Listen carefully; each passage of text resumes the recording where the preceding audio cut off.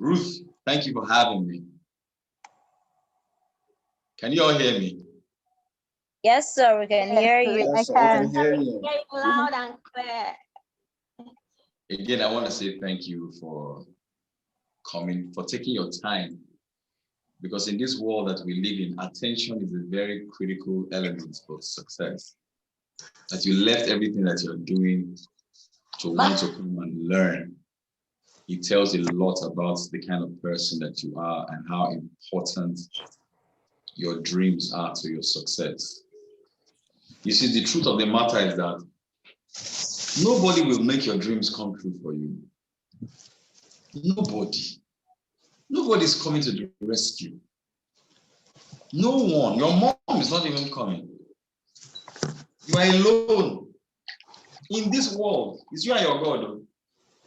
If you fail with your life in this world of abundant opportunities and challenges, you have yourself to be blamed. You have a smartphone in your hand. You have a phone in your hand. And you're not living the life of your dreams. You have this tool in your hand. It's nobody's fault. It's yours. And what a great way to start it by talking about selling. You know, I like to know what some of you do for a living. What do you do for a living? Everybody just open the chat up, unmute yourself. Just briefly. I'm a lawyer, I'm a doctor, I'm a painter, I'm a singer. What do you do? Ruth, let's start with you. Okay, so I'm a digital marketer and I also run this book club. So those are the two main things I do. So is that your full-time gig? Yes, digital marketing, yes. And then this book club is my passion, my way of serving the community and giving back, so to speak. I want people to tell me what they do. Okay, hi, I'm everyone. Blessed and I am a teacher. Yeah. I also train other teachers how to teach too. Oh, that's a big profile. I'm going to introduce you to Dr. Ogundere. Dr. Ogundere, I coach Dr. Ogundere. She has a Facebook group of like maybe 1,000, maybe like 100, 50,000 teachers. I don't know. I'll talk to her about that. I think a group concerned parents and teachers. It's something like that. I don't know. Yeah, that person. Yes, so who else? What is on mute? Okay, Ruth. Okay, good evening, everyone. Good evening, I'm a Ruth. lawyer.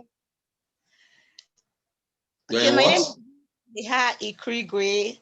I'm a lawyer, and I help small businesses with the basic legal foundation for their businesses. Fantastic. Two more people to tell us what they do. Good evening. Good evening. Hi, good evening. I'm Lola Neke. I'm a special needs educator. I have a center for children with special needs, and I'm a training partner and education consultant. So everything has to do with education and special needs. That's what I do. Fantastic. One more person. What do you do? Hello, good evening. Hello, good evening. My name is Comfort Ajumain. I'm a lecturer, and I'm also a professional cobra, make shoes for men, and I'm also a soul winner. Yeah. Wow, fantastic. Thank you. One more person. What do you do? Good evening, everybody. It's good to hear the voice of a man. Yeah, my name is Dio Ode. I'm a brand and communication consultant. Wow, that's a very big grammar. Break it down. Yeah, I help businesses differentiate themselves to stand out in the competitive market. So when you're in a group like this, the best way to introduce yourself is the ABC part of your introduction.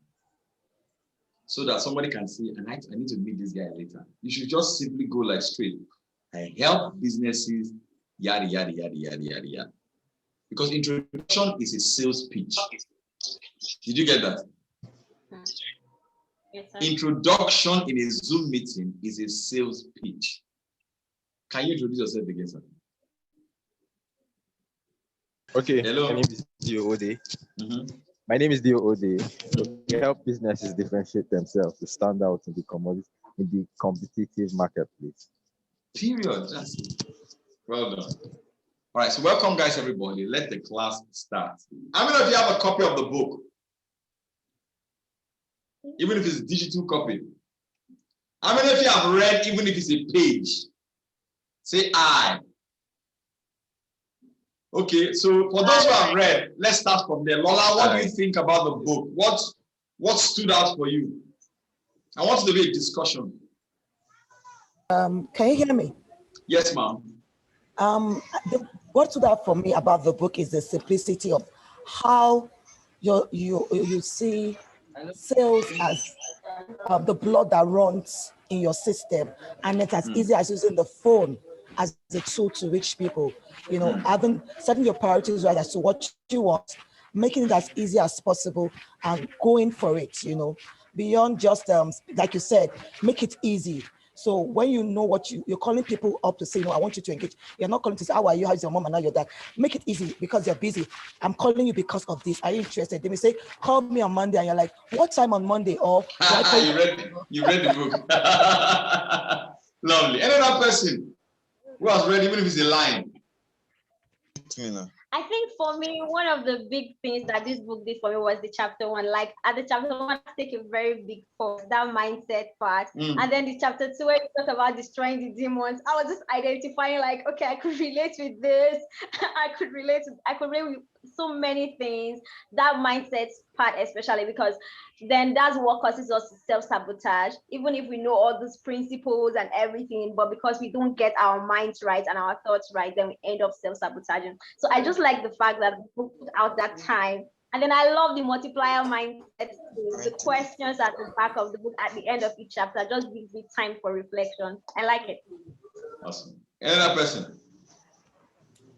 Okay, what stood out for me was the fact that everything begins from my mind. So as I read the first chapters of the book, I kept thinking about my mindset and started asking myself questions, you know, about sales. So it did a thing on my mind, and I believe that it set the tone, the right tone for my mind, stepping into sales. One more person.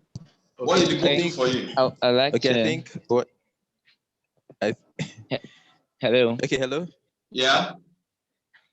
Okay, I like to say that for me, yeah, what stood out for me in the book was just the whole fact that you know, we're not leaving the sales to chance, number one, and that we can actually what the resources we need to, you know, to increase our sales is not so far from us. There are things that even in our everyday life, they just require us to be a little bit more intentional, deliberate, be consistent. I love how that the book it's truly practical from page 1 to the end. There's no big English. It's just down to earth.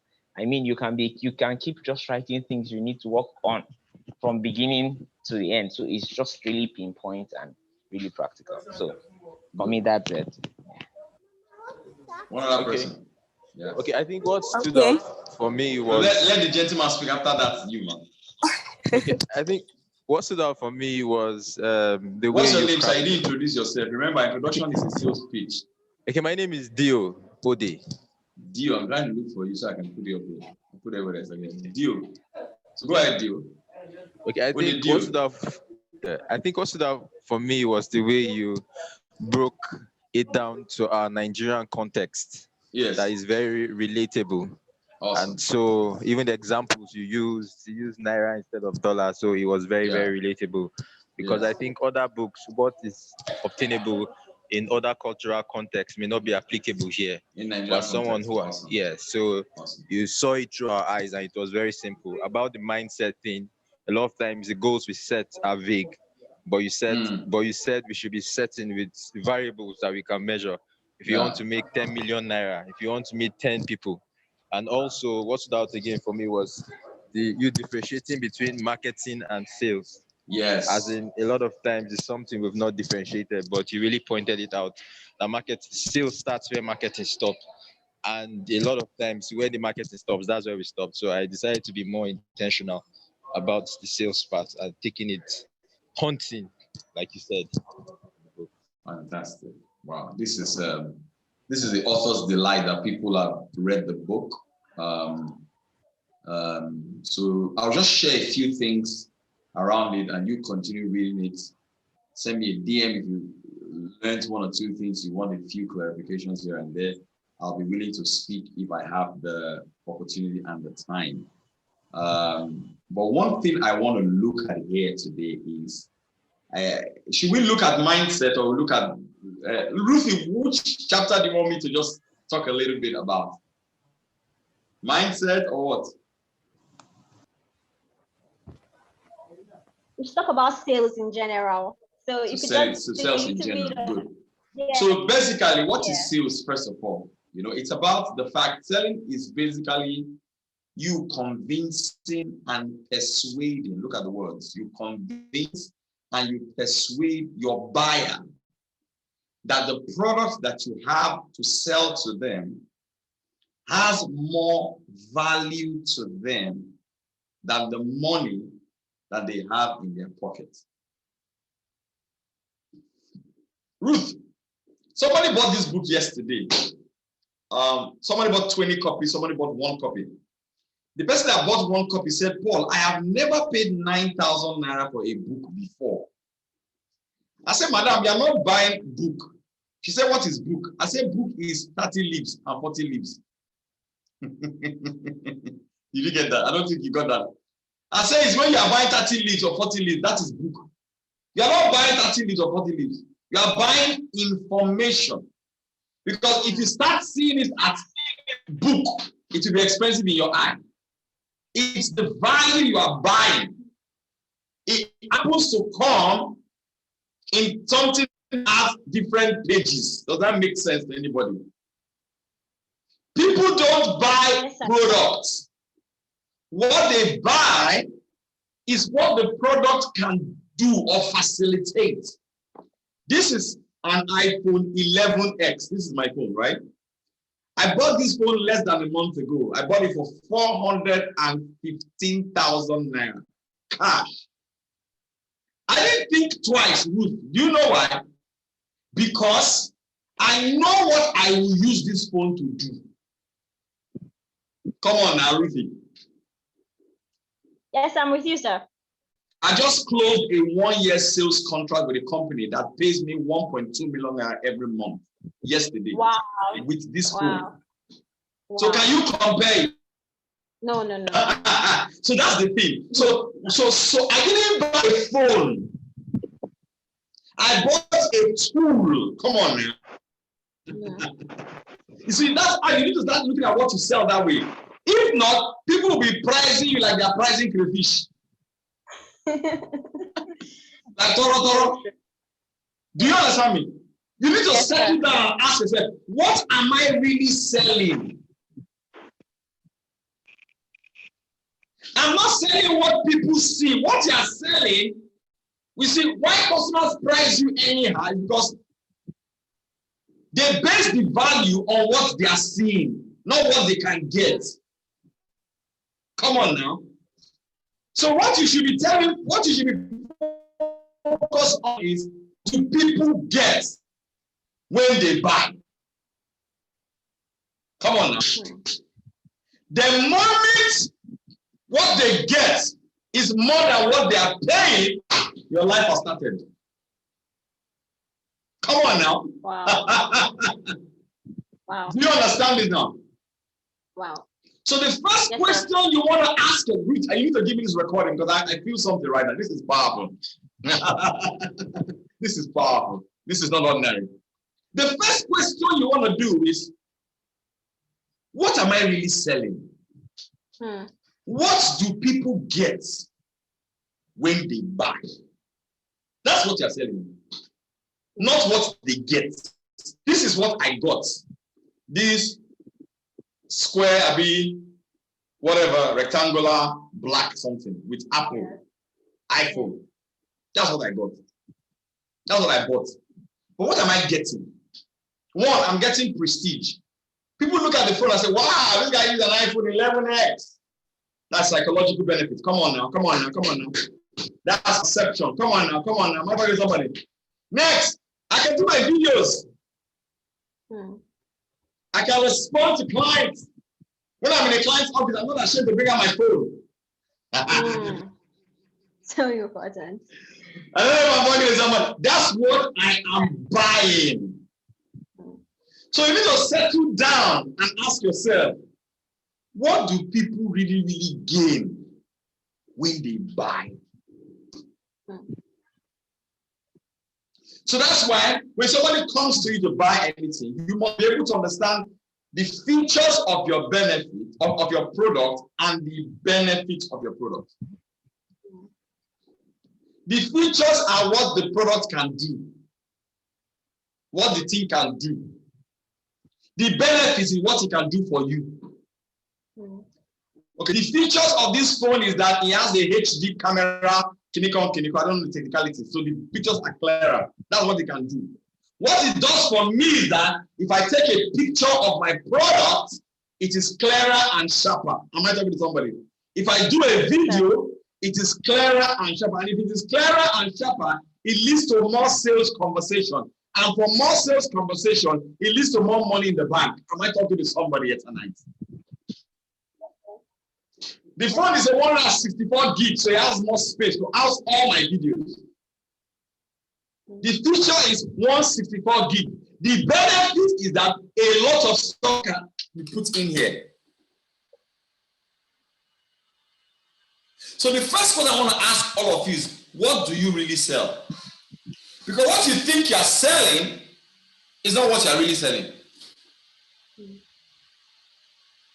So what benefits do people get when they buy your product or your service?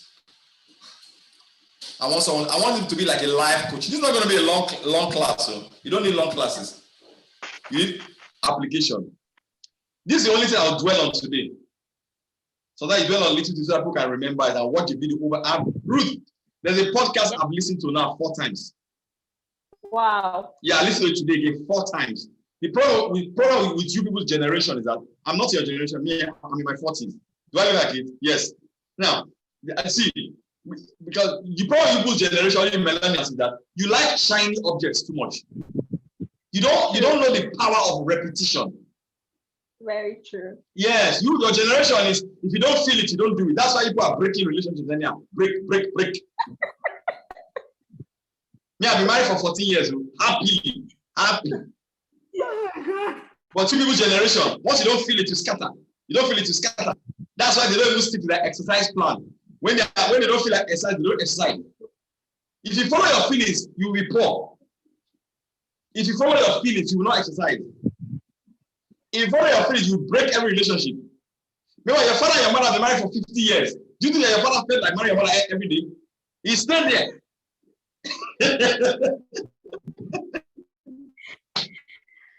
I go hear what to do. I don't have one chance. This class will come. All Ruth told you guys are very real. Let me formal. Hope she told you. You want to go and speak Igbo English for people? I'm not going to do this for people.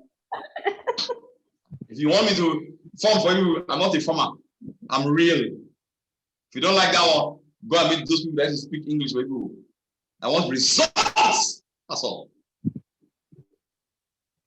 No matter how much English you speak, if there's no money in the bank, it's a problem. Good. Can I go on? Yes, sir. Okay, so Ruth, let's start with you now. What do you sell and what do customers get? Okay, so I sell solutions to digital visibility for clients. So what they get is that they get more customers are aware about their products, which will lead to more sales for them. So I make them visible online, and then online they can get more clients that are not offline, and they can convert it. So let me act as if I came to you now. Madam Ruth, I want you to make me visible. How much do you charge? Well, I have like 5 platforms depending on your service. So depending on the number of platforms you have, but for one platform, we could start with 150,000 naira. Chai, 150,000. Chai, it's too expensive now, madam. It's too dear. Well, how much do you sell? Let's say, okay, if you sell a product, let's say you're into lands now, for example. So I'll ask the client, how much do you sell a plot of land? No, don't ask. Act as if I'm the client now. Okay, so how much is one piece of your product? I sell my land for 2 million, 5 million, 10 million per plot. Okay, so imagine now, so with just Facebook ads, I can put your properties in front of 2,000 people.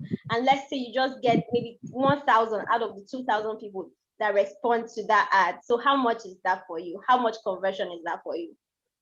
Oh, okay. Makes sense. Makes sense. I'm getting it now. So it means if I give you 150,000, yes, sir. And 2,000 people see my ad. Yes. Then what's going to happen again? Five of them out of the 2,000 buy your land. Sure, that's 10 million. That's 10 million now. So what is 150,000 there compared it's to nothing. that? It's nothing, man. It's nothing. It's nothing. I hear. Increase my price. You have to give me some bonus. No, 150 is okay. Now, Ruth, are you seeing something? Customers don't know the value. They don't know the value. It's your fault. It's never their fault. The problem is always the seller, not the buyer. You are either attracting the wrong buyer or your messaging is not clear. The responsibility to be understood in your sales and marketing is on the seller, not the buyer. Never say this, they don't understand customers are this. No, the problem is never the customer, the problem is you. You are either talking to the wrong customers or the messaging is wrong. So the variable is your messaging. Come on now, am I talking to somebody? Yes, yes. Do you guys understand? Yes, sir, we do. Good. I want somebody to tell me, what do you sell and what do customers get from buying what you sell?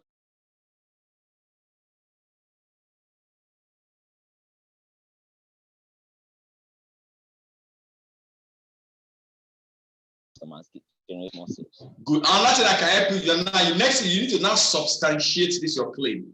How do you substantiate the claim so that customers can see it? You can now say to them that I helped XYZ company when they came to us. They had no brand visibility. But after we did their Facebook ad for them or their packaging for them, it led to them selling one plot of land for 3 million naira. You have substantiated it. Does that make sense to anybody? Yes. Yes, sir. Like I said, she works with special needs children. If a parent comes in that they have a special needs child, and you give them your bill, it says it's too expensive. You give them the value,